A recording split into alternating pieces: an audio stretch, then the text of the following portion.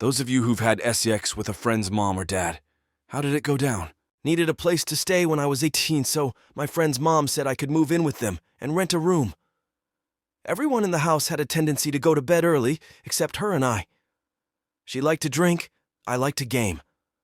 One night I was bored and went out to the garage where she was drinking and listening to music. We bullshit for a while and she asked if I wanted a drink. Hell yeah, I do.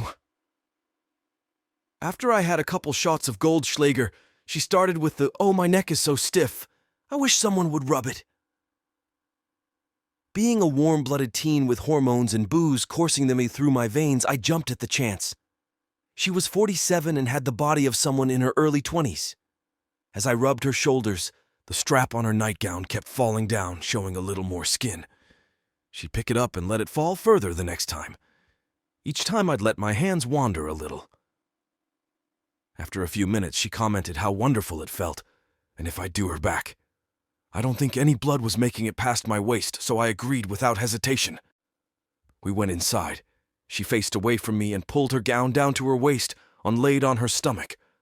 I rubbed her back for a while, and when I was done, I half-jokingly asked if she needed the front done. She said yes, but only if I'd rub her bobs. I couldn't get a single word out. I was stunned. She rolled over, bobs right there for me to play with, so I waited for my brain to reboot and did as I was told. After that massage, things escalated, and she ended up riding me on the couch. That was the first time I had sex without a condom, and I immediately saw what all the fuss was about. It happened a few more times. Always started with her asking if I wanted a drink. Eventually, I put an end to it because I got back with my GF and I wasn't going to cheat on her. Once I stopped having sex with the mom, she flipped out on me and evicted me. I wasn't able to ever tell my friend what happened while I lived there because him and his mom would got nasty when they fought. In those times, nothing was sacred, whatever they could say to hurt the other. After I moved out, he called me a motherfucker one night, and I laughed until I was afraid I'd pass out. When I regained my composure, he asked what was so funny. I told him he wasn't a liar, and told him what had happened. For 30 minutes, all he could say is, "Oh, you're fucking shitting I have me." an imaginary girlfriend. I'm 18. I've never dated, and this has been affecting me in some way. Since December of last year, my mind has created an imaginary girlfriend, and I named her Bianca to your style as Z-Girl. When I'm alone with no one around, I start talking to her about my taste, family, and desires. And like when it's time to sleep, I imagine her lying next to me in bed. And there are times when I squirm in bed as if I had sex with her. Is this normal or do I need a psychologist? Rita for ruining my boyfriend's couch and refusing to pay for the damage. A 21-year-old female got COVID for the first time over the summer and got pretty sick. I didn't have to go to the hospital or anything, but I had a high fever and could pretty much only lie down in a dark room for 2 weeks, and I needed assistance with walking. I've recovered mostly, but I've noticed my menstrual cycle has been off ever since. My first period post-COVID came 5 days late, and the next one was just a bit early. I figured with the third one, it might be okay again. That brings me to my current issue. I was at my boyfriend's 25-year-old male apartment this weekend watching a movie with him. We were on his couch, which has the really light beige fabric. From the intro, I feel like you can already guess what happened. But yeah, I got my period unexpectedly, and there's now a red stain on his couch. It had only been 9 days since the end of my last period, so obviously I was not expecting this at all, even taking into account how irregular my cycle has been.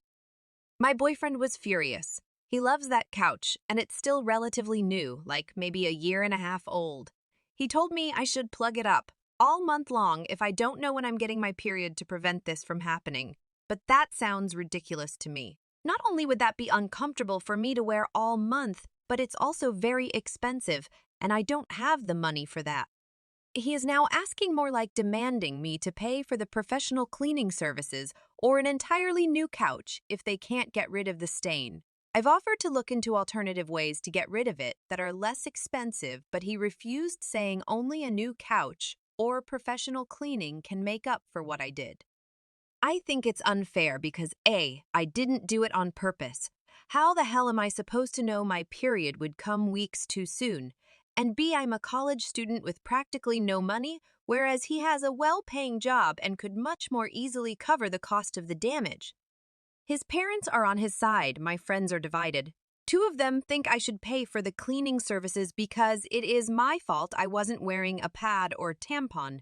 One friend thinks it's not my fault and that I should dump my boyfriend because of his reaction. I thought it wasn't my fault, but with the majority of people involved being on my boyfriend's side, I'm very heavily doubting that now.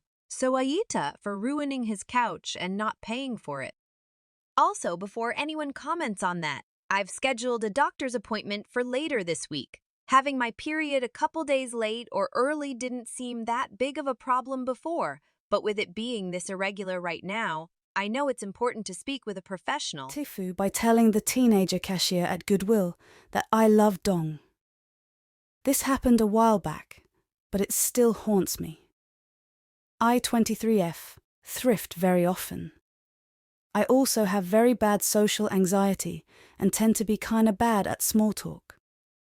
There was an employee that worked at my favorite Goodwill that checked me out fairly often. She was very polite, maybe 16, 17, and kinda gave off Duggar Fundy vibes. I kept seeing cute Pinterest outfits featuring denim maxi skirts and was super excited when I finally found one in my size. When the cashier was checking me out, she held up the skirt and said, "This is super cute." And I said, "Yeah, I love dong." I was trying to say that I love long denim skirts, but socially anxiety got the best of me, and I fumbled my words.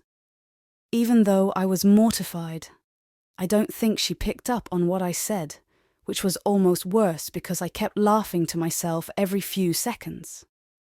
The word dong is hilarious and makes me giggle every time.